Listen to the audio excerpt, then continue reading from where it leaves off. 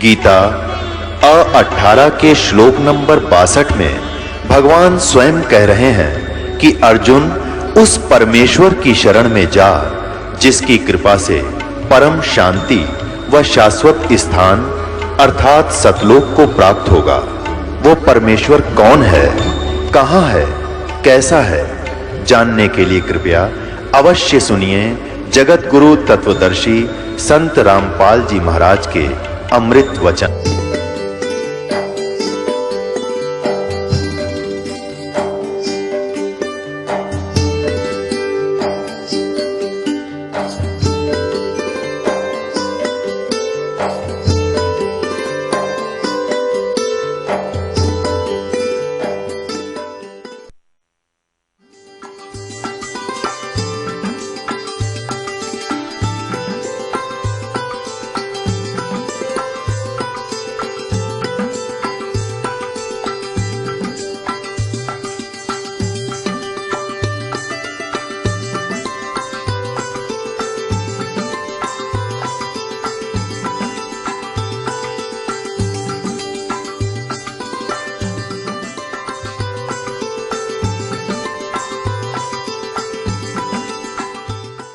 ब्रह्मा जी ने पूछा, प्रभु आप देवताओं के अध्यक्ष, जगत के स्वामी और भूत भविष्य एवं वर्तमान सभी जीवों के एकमात्र शासक हैं।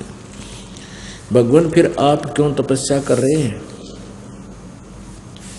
और किस देवता की आराधना में ध्यान मग्न है? मुझे असीम आश्चर्य तो यह हो रहा है कि आप देवेश्वर एवं सारे संसार के शासक होते हुए भी समाधि लगाए बैठे हैं।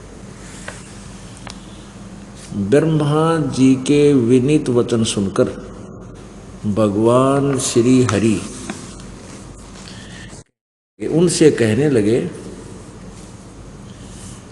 कि ब्रह्मन सावधान होकर सुनो, मैं अपने मन का विचार व्यक्त करता हूँ।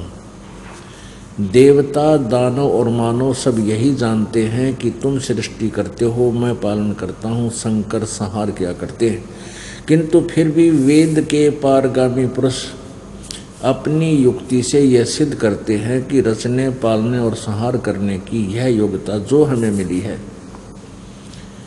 इसकी अधिष्ठात्री शक्ति देवी है, यानी दुर्गा है।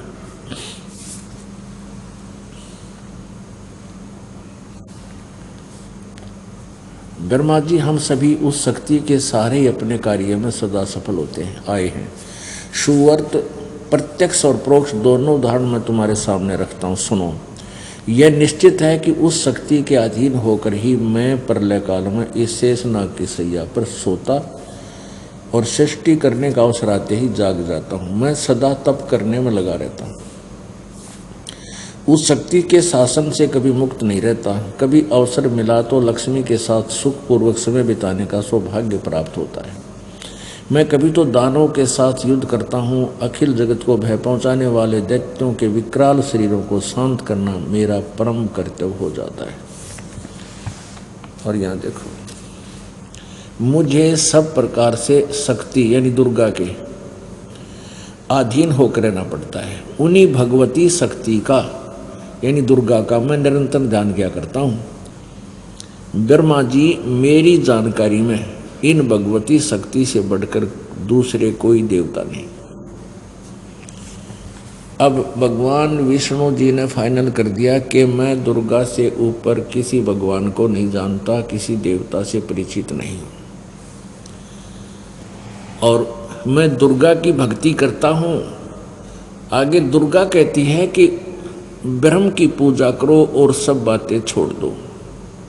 देखना, इससे सिद्ध होगा कि ब्रह्मा, विष्णु, शिव जी और नारद और व्यास जी, नारद जी और व्यास जी, इनको किसी को भी भक्ति मार्ग का कैसे का पता नहीं था। आगे देखना, ये 7वां स्कंध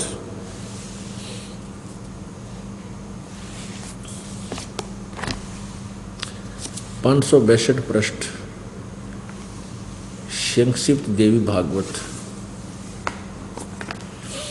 देवी के द्वारा हिमालय को ज्ञानोपदेश, ब्रह्म स्वरूप का वर्णन। अब यहाँ देवी हिमालय को और ब्रह्म के बारे में बता रही है। पहले तो इसने अपने विषय में जानकारी की है। श्री देवी जी कहने लगी, पर्वतराज इस प्रकार योग युक्त होकर मुझ ब्रह्म स्वरूपा देवी का ध्यान करे। यह ध्यान आसन पर भली भांति बैठकर अतुकी भक्ति के साथ करना चाहिए। अब पहले तो ये अपनी बता रही है, फिर कहती है कि अगर तेने मोक्ष चाहिए, कल्याण करवाना है, तो केवल एकमात्र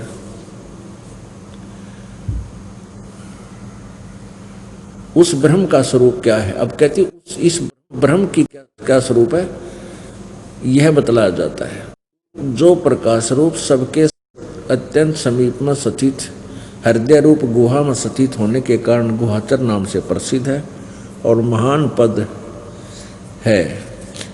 आगे देखो, वह समस्त प्रजा के ज्ञान से परे है, अर्थात किसी की बुद्धि में आने वाला नहीं है, ऐसा तुम जानो। जो परम प्रकाश रूप है, जो सूक्ष्म से भी अत्यंत सूक्ष्म है, जिसमें संपूर्ण लोक और इन लोकों में निवास करने वाले प्राणी स्थित हैं, वह यह अक्षर ब्रह्म है। अब दुर्गा का भी ज्ञान देखते रहियो, इस ब्रह्म को कितने अक्षर ब्रह्म का है, कितने परम अक्षर ब्रह्म का है, और फिर ब्रह्म भी कहती है। वही यह अक्षर ब्रह्म है, वही सबके प्राण है, वही सबकी वाणी है और वही सबके मन है। वह यह परम सत्य और अमृत अविनाशी तत्व है। सौम्य उस वेदने योग्य लक्ष्य का तुम वेदन करो, मन लगाकर उसमें तन्मय हो जाओ। सौम्य उपनिषद में कथित महान अक्षर रूप धनुष लेकर उस पर उपासना द्वारा तीक्ष्ण किया हुआ बाण संधान करो और फिर भावानुगत चित्त के द्वारा उस बाण को खींचकर उस अक्षर रूप ब्रह्म को ही लक्ष्य बनाकर वेधन करो। परवण ओम तो धनुष है, जीवात्मा बाण है और ब्रह्म को उसका लक्ष्य कहा जाता है। अब इसमें स्पष्ट कर रही है दुर्गा कि उस एकमात्र परमात्मा को ही जाने, दूसरी सब बातों को छोड़ दे। यानी और सब की पूजा छोड़ दो, अपनी को भी त्यागने की कह रही है। यही अमृत रूप परमात्मा के पास पहुंचाने का पुल है। संसार समुद्र से पार होकर अमृत स्वरूप परमात्मा को प्राप्त कराने का यही सुलभ साधन है। इस आत्मा का ओम के जप के साथ ध्यान करो। इससे अज्ञान में अंधकार से सर्वथा परे और संसार समुद्र से पार जो ब्रह्म है उसको पा जाओगे, तुम्हारा कल्याण हो। अब यहां पर आ गई ब्रह्म, और यहां कह रही है परम अक्षर ब्रह्म, इसको अक्षर रूप ब्रह्म, यहां कह रही है अक्षर ब्रह्म, और यहां फिर लास्ट का फाइनल कर देती है, उस संसार समुद्र से पार जो ब्रह्म है उसको पा जाओगे, तुम्हारा कल्याण हो। और वो कहाँ रहता है, ये 563 पृष्ठ पे। वह यह सबका आत्मा ब्रह्म लोक रूप दिव्य आकाश में स्थित है, वहां रहता है। अब आपने दुर्गा देवी की स्टेटमेंट देख ली, सुन ली, पढ़ ली। वो कहती है कि सभी पूजाएं त्याग दो, सब बातों को छोड़ दो, किसी और की पूजा मत करो, एक ओम का जाप करो और ब्रह्म को टारगेट बनाओ, उसको इष्ट रूप में। फिर तुम इस ओम नाम के जप से इस ब्रह्म को प्राप्त कर जाओगे, और वह ब्रह्म जो है ब्रह्म लोक में रहता है। गीता जी अध्याय नंबर 8 के श्लोक नंबर 13 में गीता ज्ञानदाता ब्रह्म बोल रहा है, श्री कृष्ण जी में प्रवेश करके। वो काल, इस ब्रह्म को काल भी कहते हैं। वो कह रहा 8 में जाएगा 13वें श्लोक में कि ओम इति एक अक्षरम ब्रह्म व्यवहारन माम अनुसमरन ये प्रयाति तजन देहम स याति परमाम गति। मेरा एक अक्षर ओम मुझ ब्रह्म का, माम ब्रह्म मुझ ब्रह्म का, ओम यह एक अक्षर है, उच्चारण करके सिमरन करता हुआ जो अंतिम श्वास तक, शरीर त्यागते समय तक इसका उच्चारण करता हुआ शरीर त्याग कर जाता है तो मेरे वाले लाभ को प्राप्त होता है, जो ब्रह्म से मिलने वाला लाभ है उसको प्राप्त हो जाता है। अब इससे सिद्ध हो गया कि गीता ब्रह्म बोल रहा है श्री कृष्ण जी में प्रवेश करके। फिर ये ब्रह्म कहता है 18वें अध्याय के 62वें श्लोक में कि अर्जुन तू सर्वभाव से उस परमेश्वर की शरण में जा जिसकी कृपा से तू परम शांति और शाश्वतम स्थानम यानी सदा रहने वाले सनातन परम धाम को प्राप्त होगा। उसके बारे में बताता है कि उसका मंत्र क्या है। गीता जी अध्याय नंबर 17 के श्लोक नंबर 23 में कहा है कि ओम तत्सत इति निर्देश ब्रह्मण त्रिविध समर्थय। ओम तत्सत इति निर्देश है। ब्रह्मण माने परम अक्षर ब्रह्म, सच्चिदानंद घन ब्रह्म का जो 3 मंत्र का जाप है, जिसमें ओम ब्रह्म का भी साथ चलेगा और तत् ये सांकेतिक है, सत भी सांकेतिक है। ये दास बता सकता है और कोई नहीं इसका अधिकारी आपको नाम देने का, वो गुप्त मंत्र है। तत् ये अक्षर ब्रह्म का है और सत ये परम अक्षर ब्रह्म का है। गीता जी अध्याय नंबर 8 के श्लोक नंबर 1 में अर्जुन ने गीता ज्ञान दाता ब्रह्म से पूछा कि हे भगवान, आपने गीता जी अध्याय नंबर 7 के श्लोक नंबर 29 में कहा है कि तत् ब्रह्म उस ब्रह्म को जानकर और सारे अध्यात्म ज्ञान को समझकर और सभी कर्मों से परिचित हो जाने के उपरांत वह व्यक्ति केवल जरा और मरण से, बुढ़ापे और मृत्यु से ही छूटने का प्रयत्न करता है। तो किम तत्ब्रह्म, उस तत्ब्रह्म को जानने के बाद प्राणी यहाँ से जरा और मरण से ही छूटने का प्रयत्न करता है, तो वो तत्ब्रह्म कौन है? 8वें अध्याय के प्रथम मंत्र में पूछा है। अर्जुन ने कहा कि किम तत्ब्रह्म, किम अध्यात्म, किम कर्म पुरुषोत्तम। इसका उत्तर गीता ज्ञान दाता ब्रह्म ने 8वें अध्याय के 3रे मंत्र में दिया है श्लोक में कि वह परम अक्षर ब्रह्म है, जो गीता ज्ञान दाता ब्रह्म से अन्य है। पुण्य आत्माओं, दुर्गा ने संकेत कर दिया, ब्रह्म फाइनल बता दिया। अब ब्रह्म ने परम अक्षर ब्रह्म फाइनल बता दिया, परम अक्षर ब्रह्म। लेकिन उस परम अक्षर ब्रह्म की साधना के विषय में गीता ज्ञान दाता भी परिचित नहीं है, वो भी अल्पज्ञ है। उसके लिए 4थे अध्याय के 34वें श्लोक में गीता ज्ञान दाता कहता है कि उस तत्व ज्ञान को जिसके अंदर परमात्म तत्व का ज्ञान है, यानी परम अक्षर ब्रह्म के विषय में जानकारी है, वो 5वां वेद है। उस 5वें वेद को, उस तत्व ज्ञान को किसी तत्वदर्शी संतों के पास जाकर समझ, उनको दंडवत प्रणाम करने से, कपट छोड़कर प्रसन्न करने से वो तत्वदर्शी संत तुझे उस परमात्म तत्व का ज्ञान कराएंगे। तो इससे सिद्ध हो गया कि गीता ज्ञान भी इनकम्प्लीट है, लेकिन रॉन्ग नहीं है, गलत नहीं है। ये दास ने एक शब्द बोला था, कबीर परमात्मा ने कहा है कि 3 लोक और भवन चतुर्दश कोई नहीं सत्संगी।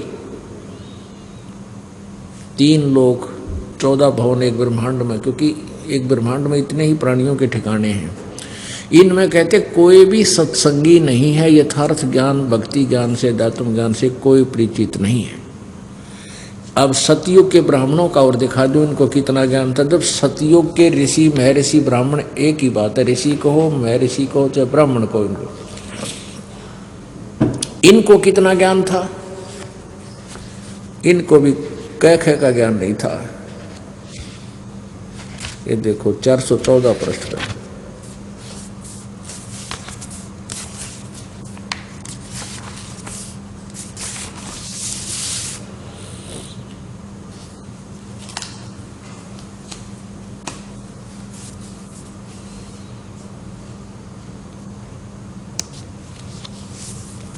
ये देखिएगा 6ठा स्कंध,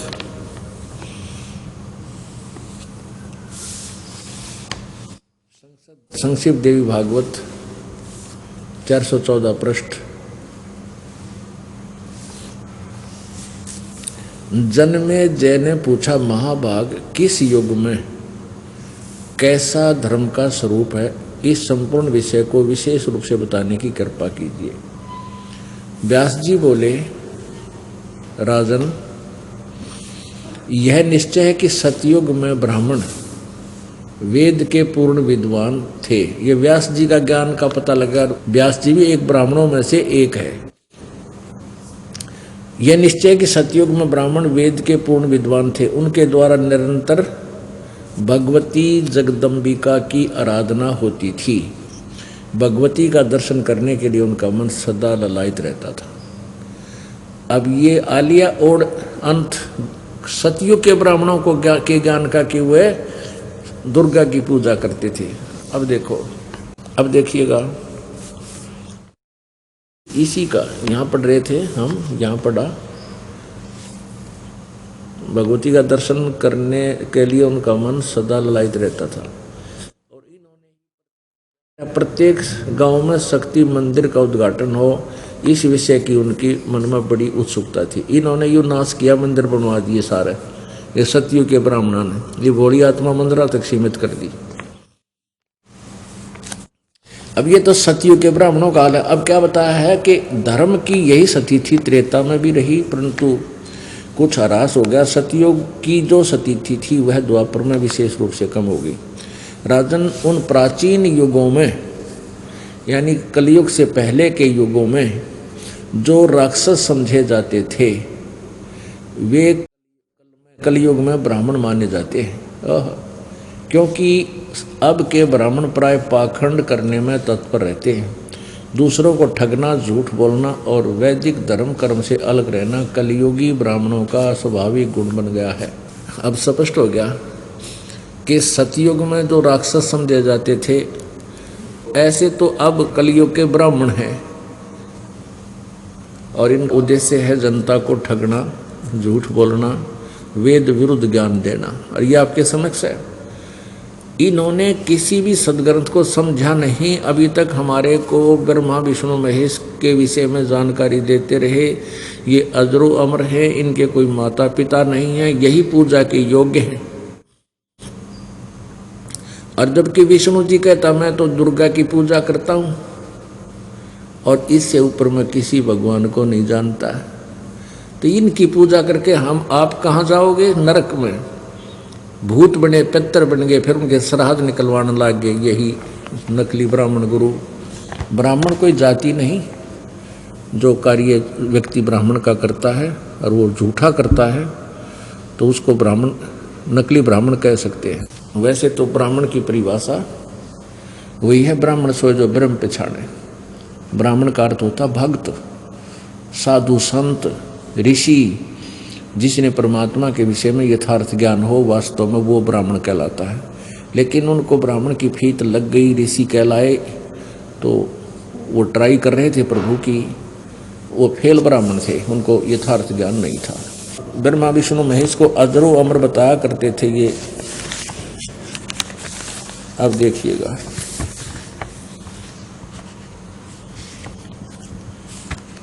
देवी भागवत में बहुत अच्छा निर्णय दिया हुआ है। यही संक्षिप्त देवी भागवत देखिएगा। संक्षिप्त देवी भागवत 3रा स्कंध, पृष्ठ 123। या भगवान विष्णु जी दुर्गा के बारे में जानकारी दे रहे हैं। पृष्ठ 123 पे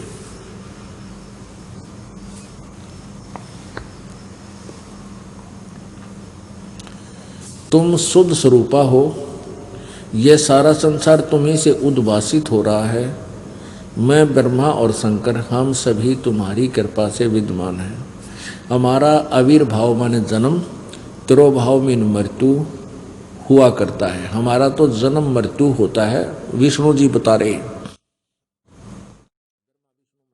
ब्रह्मा जी और शंकर जी और अपनी सतीथि बता रहे हैं कि हम सभी तुम्हारी कृपा से विद्यमान हैं। दुर्गा की स्तुति करते हुए कह रहे हमारा आविर्भाव माने जन्म, तिरोभाव में मृत्यु हुआ करता है।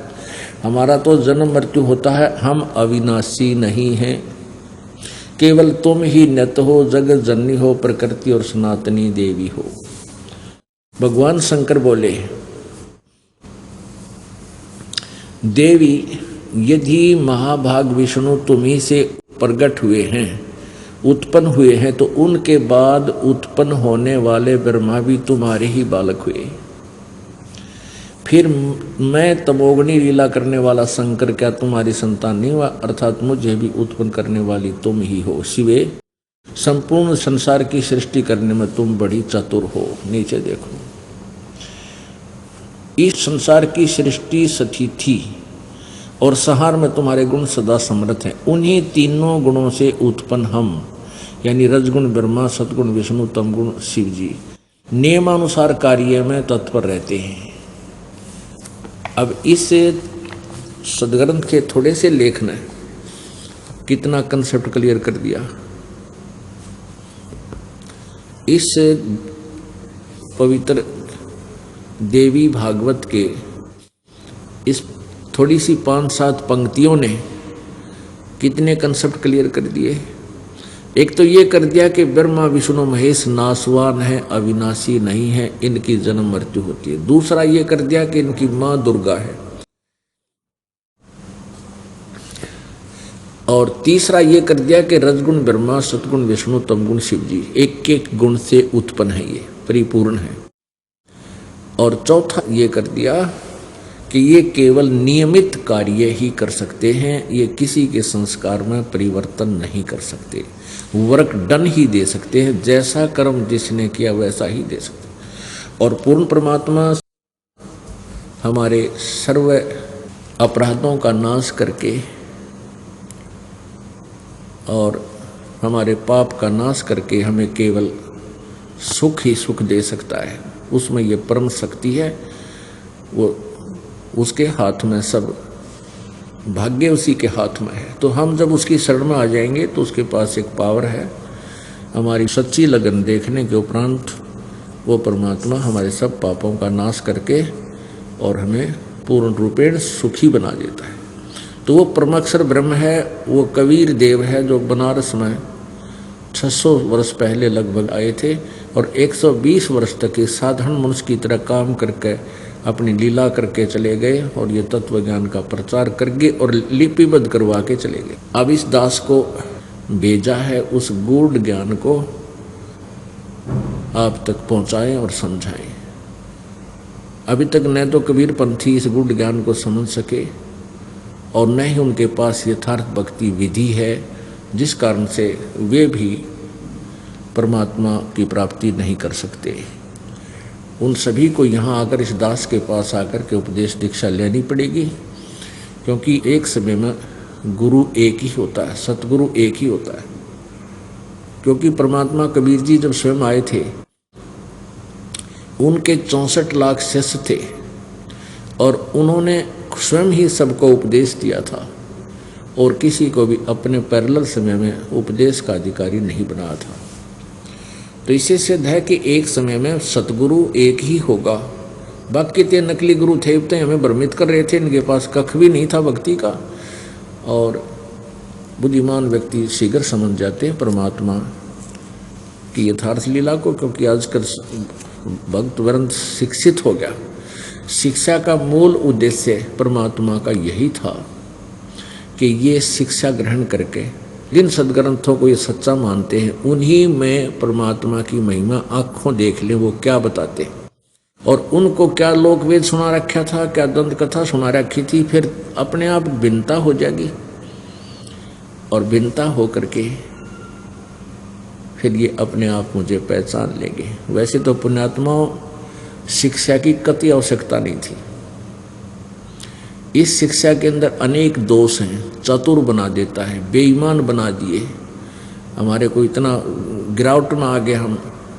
और पिछले इतिहास को देखो, शिक्षा केवल एक वर्ग ग्रहण करता था जो ब्राह्मण कहलाते थे, वो भी इसलिए कि हम वेदों को समझें, वेदों सदग्रंथों को पढ़ें समझें और जनता को सत्संग के दौरान उनका यथार्थ ज्ञान उनको बता दें। फिर इस गीता जी में लिखा है कि शिक्षित और अशिक्षित दोनों परमात्मा प्राप्ति कर सकते हैं।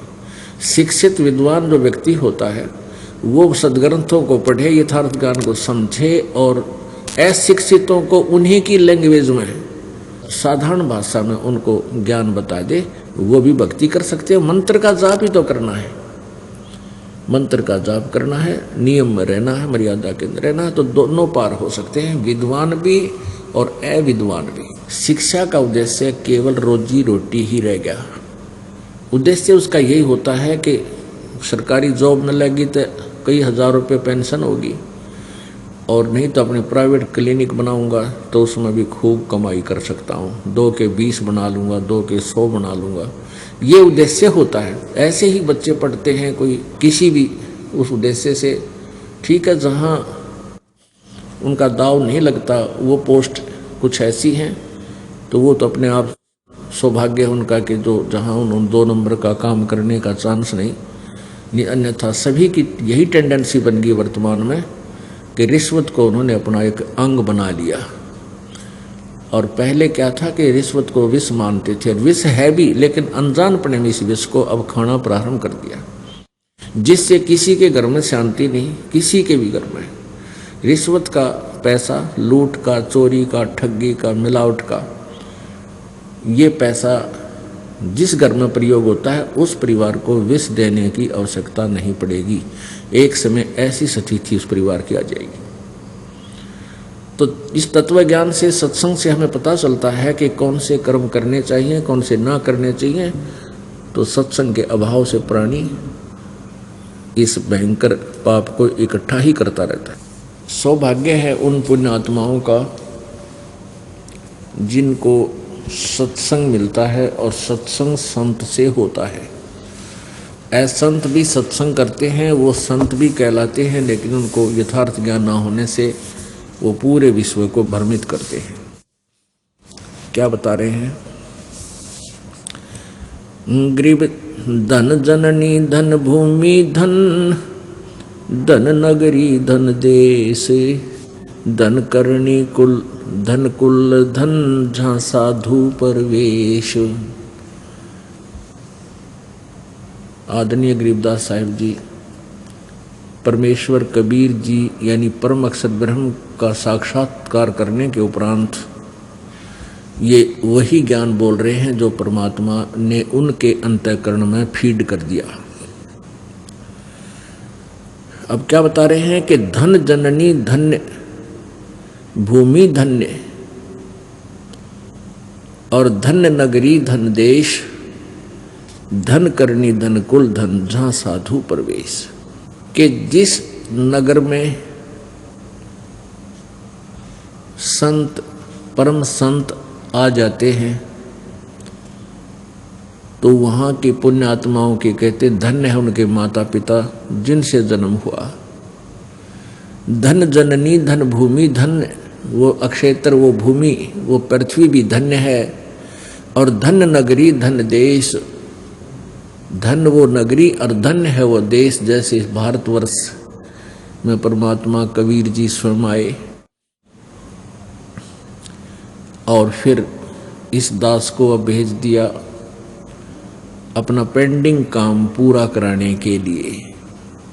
तो ये भारतवर्ष भी धन्य है। धन जननी धन भूमि धन्य, धन्य नगरी धन देश, धन्य करणी धन्य कुल धन्य, जहाँ साधु प्रवेश। आपकी करनी माने पिछले जन्म जन्मांतर की शुभ कमाई, वो भी धन्य है जिसके कारण आपको ये सत्संग और ये संत, ये दास का यहाँ दर्शन होना सुलभ हुआ। क्योंकि संत के दर्शन के लिए आए हो तो आपको ज्ञान भी सुनाया जाता है। धन जननी धन कुल धन, धन नगरी धन देश, धन्य करनी धन्य कुल धन्य, जहाँ साधु परवेशी। अब इस अमृतवाणी को आप आसानी से समझ सकोगे क्योंकि आपने बहुत सत्संग सुन लिए हैं। ग्रीव संत सुरसरी चलत है, मारो देश बहमत, बागड़ मंज बिलास होवे, नदी सुरसरी संत। सुरसरी कहते हैं गंगा को। गंगा रूपी दरिया, गंगा जैसी यानी पवित्र, एक तो दरिया और फिर पवित्र जल। कहते हैं संत सुरसरी चलत है और मारू देश बहंत, बागड़ मंद बिलास हुए नदी सुरसरी संत। जैसे जिस क्षेत्र में, मारू क्षेत्र में दरिया नहीं थी, नहर नहीं थी, और वहाँ नहरें निकाल दी गई सरकार के द्वारा। पहले उस क्षेत्र के नागरिकों का जीवन स्तर और उस नहर के जाने के बाद का जीवन स्तर दिन रात का अंतर हो गया। पहले तो उनको आहार भी समय पर नहीं मिलता था, 3-3 2-2 मंजिल की कोठियाँ बना रखी हैं, फुहारे ला रखे हैं, यानी इतने समृद्ध हो गए वो। ऐसे ही जिस क्षेत्र में परम संत परमात्मा भेजता है या प्रभु स्वयं भी आते हैं, तो कहते हैं वो संत रूपी दरिया इस मारू क्षेत्र में, मारू क्षेत्र वो होता है जहाँ पहले जल का अभाव हो, बिल्कुल अभाव। तो ये सत्संग रूपी जल का अभाव, ये यथार्थ, ये मीठे जल का अभाव था। यानी सत्संग तो बहुत सुनते थे, ये खारा पानी तो बहुत था, लेकिन ये मीठा जल यानी सत्संग रूपी जल उस संत रूपी सुरसरी यानी दरिया में ही मिल सकता है। तो वो संत रूपी दरिया जहाँ से बहती है, जहाँ पर वो चल रही है, तो वहाँ आसपास के अक्षेत्र की पुण्यात्माएं उस कुंड के पास आकर के और फिर अपने अंतःकरण की सिंचाई कर लेते हैं और फिर वो सभी सुखी हो जाते हैं उस परमात्मा के सत्संग रूपी जल की सिंचाई से। आपके अंतःकरण में भगवान की भक्ति रूपी फसल बन जाती है, तैयार होती है। संत सुरसरी चलत है मारू देश बहंत, धन करणी धन कुल धन जहाँ साधु, धन जननी धन भूमि धन, धन नगरी धन देश, धन करणी धन कुल धन जहाँ साधु परवेश। ग्रीव संत सुरसरी चलत है ये मारू देश बहंत, बागड़ मंज बिलास होए नदी सुरसरी संत। बागड़ उस क्षेत्र को कहते हैं जहाँ जल का अभाव हो, दरिया ना हो, उसको बागड़ क्षेत्र बोलते हैं। तो कहते उस बागड़ में भी नदी नहर जाने के बाद सबके ठाठ हो जाते हैं। ऐसे ही संत रूपी सुरसरी जिस क्षेत्र में बह रही होती है, यानी वहाँ सत्संग की गंगा बह रही होती है, और जो उसके लाभ उठाते हैं वो पहले तो उसके अभाव में मारू थे, फिर उस मारू क्षेत्र यानी उन हृदयों में भी भगवान की प्रेम की लहर और भक्ति की उमंग और परमात्मा की शक्ति उनके अंदर संचरित हो जाती है, वो सुखी होने लग जाते हैं। गरीब साईं सरीखे देख ले प्रतावे जय कोई, सप्तकोश जल चढ़ गया जहाँ साधु मुख धोवे। सकल मेदनी मर गई शब्द न पूठा फेर, शब्द कोश क्या बात है डूबो मेर सुमेर। गरीब ऐसे साधु संत जन पार ब्रह्म की जात, सदा रते हरि नाम स्यो अंतर नाही गात। गरीब साध अगाध अपार जन परमानंद सो प्रीत, कहवत के तो संत है वे अवगत अलख अतीत। महिमा की जय संत की तन मन धन सब दे, सिर मांग टाला नहीं मोर ध्वज लख ले। अपने आत्मा इन नकली संतों ने ओरिजिनल संतों की भी महिमा को डाउन कर दिया। इस वाणी में, अमृत वाणी में, सूक्ष्म वेद की अमृत वाणी में क्या बताया है कि महिमा की जय संत की तन मन धन सब दे। ओह, संत अगर आपको मिल जावे, कहते हैं उनका सत्कार कर, उनको तन मन धन न्योछावर कर दे, और सिर मांगे, शीश भी मांगे तो टाला नहीं, मना नहीं करे। मोर ध्वज लख ले, राजा मोर ध्वज के घर पे श्री कृष्ण और अर्जुन भेष बदलकर साधु रूप में गए थे। राजा मोर ध्वज अपने पुत्र ताम्र ध्वज को राज्य गद्दी प्रदान करने की शिरोमणि कर रहा था, राज्याभिषेक करना चाहता था। तो उस समय उसने एक यज्ञ कर रखी थी। उसमें श्री कृष्ण जी और अर्जुन भेष बदलकर चले गए साधु रूप बना के। पहले संत जो होते थे उनकी वचन में शक्ति होती थी, सिद्ध पुरुष हुआ करते थे, और उसमें के नागरिक भी उन संतों के वचन को फाइनल मानते थे। मोरध्वज राजा से श्री कृष्ण जी ने कहा, उन्होंने एक माया का शेर साथ बना लिया, सिंह, और कहा कि मेरे शेर को मांस खिला। ये किसी मतलब जानवर का मांस नहीं खाएगा, ये मनुष्य का मांस खाता है।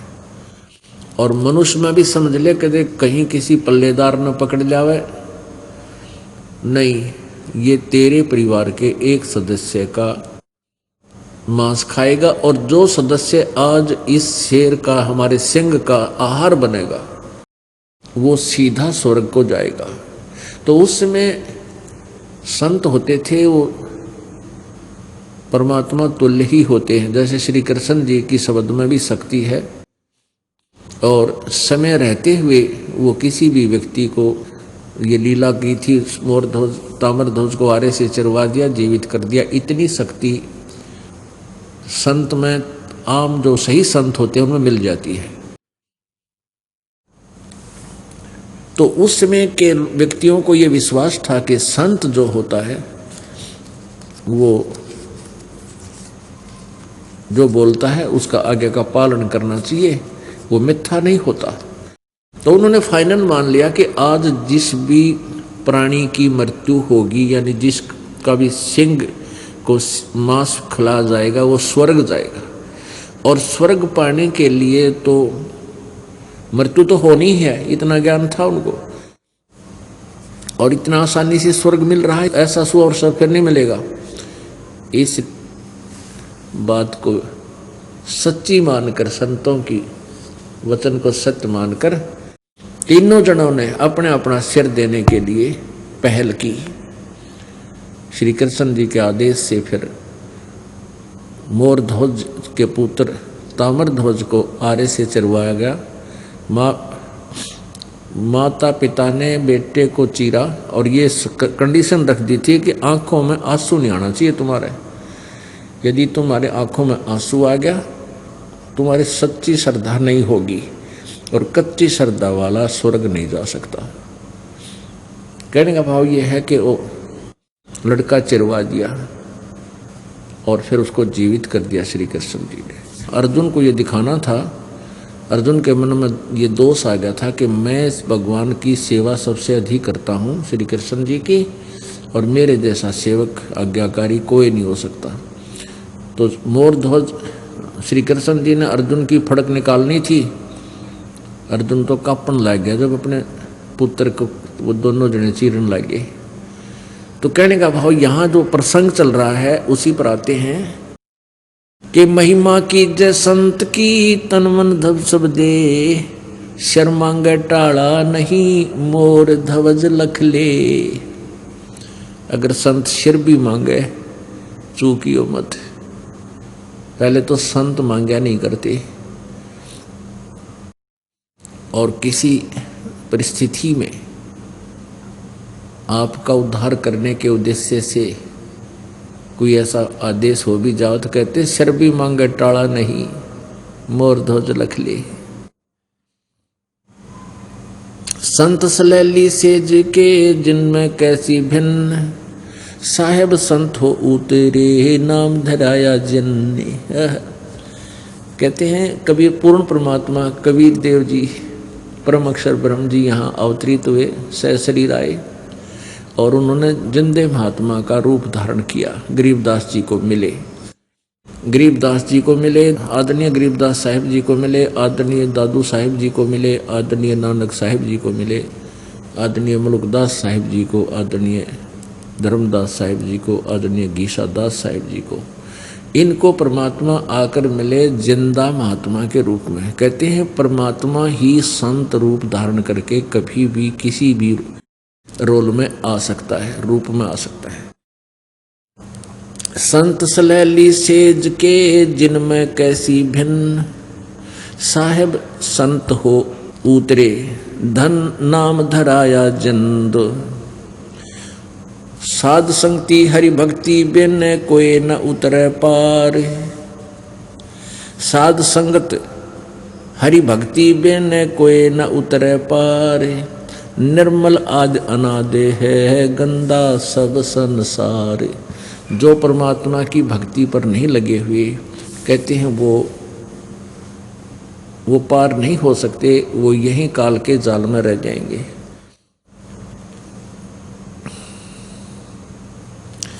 साध साध सब कोई कहें साध सुमत से जान, और कुमत कुमावे जीव है जैसे जल पासान।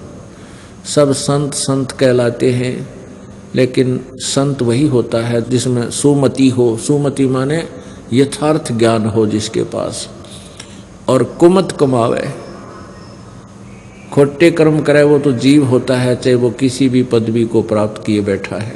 कुमत करावे कुमावे जीव है जैसे जल पाषाण। साध साध सब को एक है साध सुमत से जान, कुमत कुमावे जीव है जैसे जल पाषाण।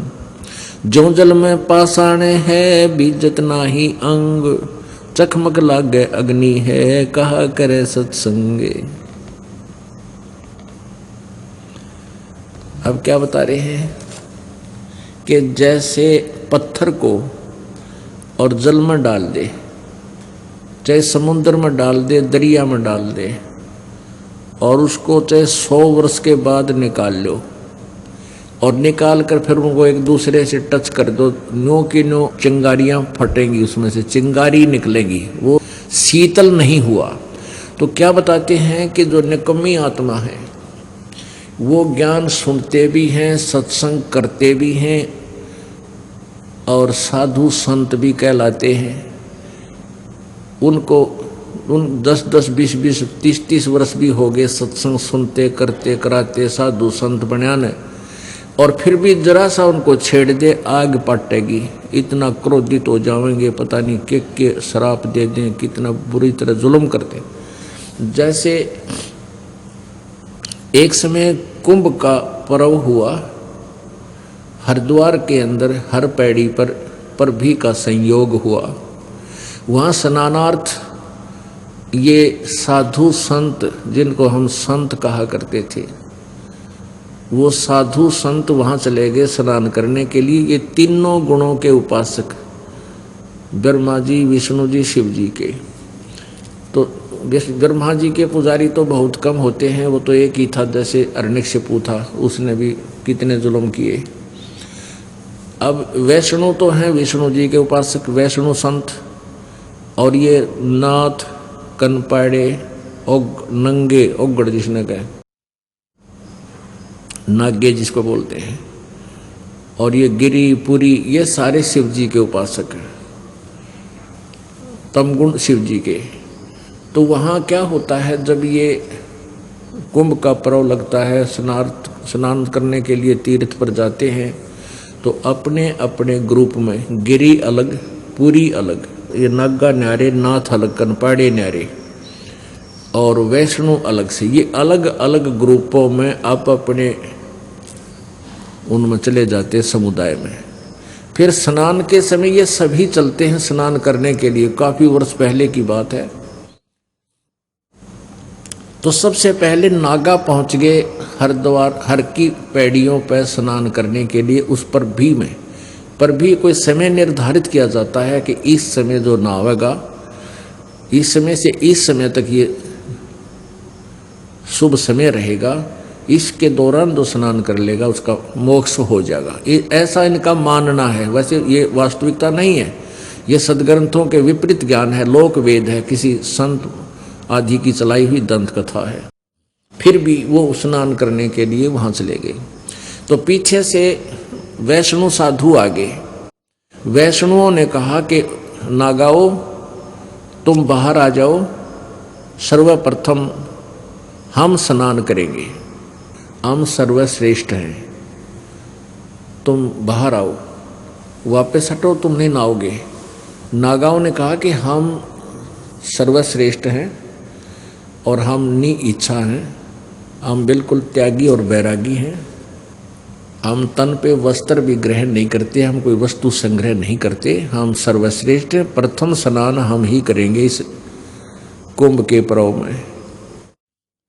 अब वैष्णु साधु कहने लगे कि तुम काहे के संत हो, तुम काहे के श्रेष्ठ हो, तन पर वस्त्र भी नहीं धारण करते, पशु की तरह नंगे फिरते हो, तुम टट्टी के हाथ भी ना धोते, शरण फिरड़ो, बाहर आ जाओ तुम, पहले हम स्नान करेंगे। अभी ऐसी उनकी फिर इतनी ही देर बात में नागाओं ने भी लाल आंख कर ली। वो नंगे तमोगुण शिव के उपासक थे और वैष्णव आपस में लड़ने लग गए। तीर निकाल लाए, तलवार निकाल लाए, कटारी नो सीधे छोटे गोपे एक दूसरे की गर्दन काट दिए, बुड़कियाँ खावें, जिसके बाल उठा के बाल पाट दिए। 25,000 ये जिनको संत कहा करते थे आपस में लड़ झगड़ के और 25,000 कत्लेआम हो गए, वहां पर लड़का मर गए पशु की तरह। अब उनके विषय में इस सूक्ष्म वेद में बता रखा है, 5वें वेद में,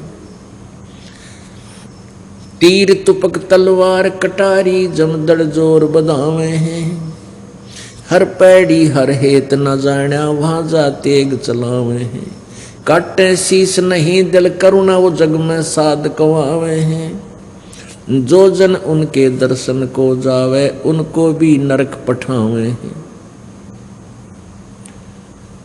अब क्या बताया है कि तीर तुपक तलवार कटारी ऐसे घातक हथियार लेकर तो वो युद्ध करते हैं, एक दूसरे पर आक्रमण कर दिया उन्होंने। और कट शीश नहीं दिल करना, हर पैड़ी हर हेत ना जाना, हर पैड़ी हर हेत ना जाना वहां जा तेग चलावे हैं, तेग माने तलवार, और कट शीश नहीं दिल करना, ये जग में साध कहावे हैं। और जो व्यक्ति ऐसे संतों का शिष्य बन जाता है या उनके दर्शन करने भी जाता है तो वो क्या शिक्षा देंगे, अंडरस्टूड है। कहते उनको भी नरक पठावे हैं, उनको नरक भेज देते हैं। जब स्वयं ही नरक आहारी हैं, नरक के योग्य कर्म करते हैं, तो अनुयायी क्या करेंगे, उन्हीं की द्वारा दी गई शिक्षा को वह ग्रहण करके वो भी ऐसा ही अत्याचार कर सकते हैं। अब इस एक पंक्ति का निर्णय देने के लिए आपको ये उदाहरण देना पड़ा। साध साध सब को एक है, साध सुमत से जान, सुमति सुमति से जान, और कुमति कमावे जीव है जैसे जल पाषाण। अब वो कितने दिन से साधु संत बने फिरे थे, नागा भी वैष्णु संत भी, आज भी देख लो किसी ने टोक के सिर पावेंगे। उनको किसी को प्यार से भी आप कहोगे कि ये साधना आप कर रहे हो, ये शास्त्र विरुद्ध है, आपके सिर हो जाएंगे, लड़न लाग जाएंगे 1 मिनट में, क्योंकि उनमें साधुता तो है ही नहीं। वो तो सारी उम्र उन्होंने वो कर्म किया ही नहीं जिससे शांति हो। जो सत्संग सुनकर भी जिसमें परिवर्तन नहीं आता है, उसके विषय में बताया है कि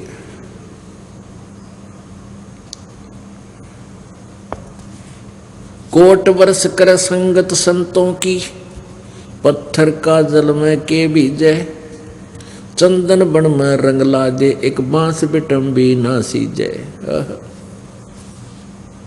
जो अशांत होते हैं, निकम्मी आत्मा होती है, वो चाहे सारी उम्र सत्संग में आते रहो, वो तो ऐसे हैं जैसे पत्थर को जल में डाल दिया, निकाला, जब एक दूसरे से टच किया, जो कि जो अंगारी उनमें फिर भी है, वो जो का तो दोष भरा पड़ा है। अन्यथा जल में प्रत्येक वस्तु शांत होती है, लेकिन पत्थर का असर नहीं होता। फिर क्या बताते हैं कि वो प्राणी ऐसे हैं चंदन का पेड़ आसपास के सभी पेड़ों को, नीम को भी चंदन जैसी गंध युक्त, सुगंध युक्त कर देता है। लेकिन बांस, ये बम्बू बांस होते हैं, ये भी वहाँ आसपास उगे हुए हों तो बांस के अंदर उस चंदन की महक समाती नहीं, उसमें वो चंदन जैसे गुणों युक्त नहीं बनता। अन्यथा एक चंदन का पेड़ आसपास के अपने सभी साथी दूसरे पेड़ों को भी, इवन नीम को भी चंदन की गंध युक्त कर देता है। उस लकड़ी से भी चंदन जैसी गंध आती है, लेकिन बांस में असर नहीं होता। कोट वर्ष कर संगत संतों की, पत्थर का जल में के बीजे, और चंदन बन में रंग ला दे, पर बांस बिटम भी ना सीजे। तो ऐसे प्राणी जो सत्संग में आकर भी बुराई नहीं त्यागते हैं,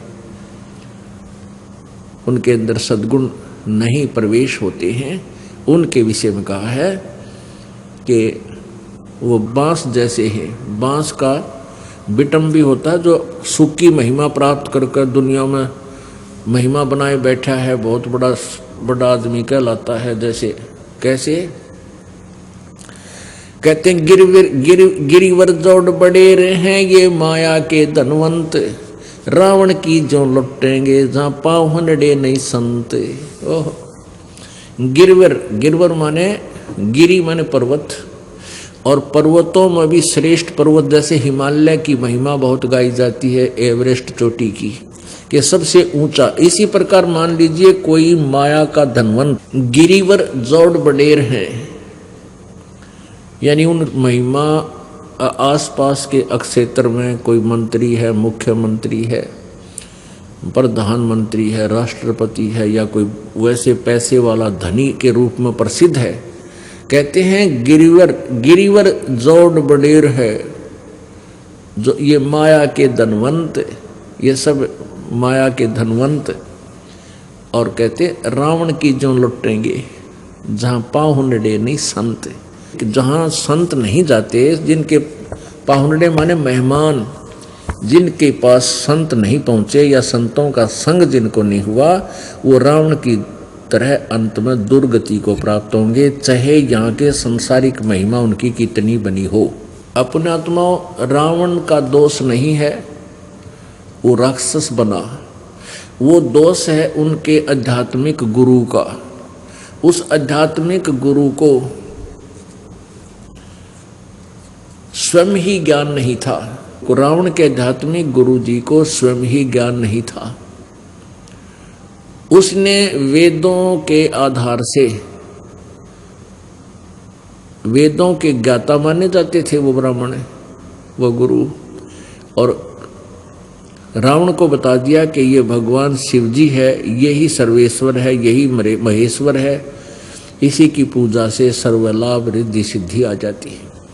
अब रावण ने गुरु जी की आज्ञा का पालन करते हुए, उनकी बात को सत्य मानते हुए इतना सैक्रिफाइस कर दिया कि अपना यहाँ से काट के, यहाँ से अपनी तलवार से ऐसे काट कर उसके चरणों में समर्पित कर दिया, और उसको भगवान शंकर जी ने वापस दे दिया। फिर 10 बार ऐसे चढ़ा, 10 बार इसको वापस जीवित कर दिया।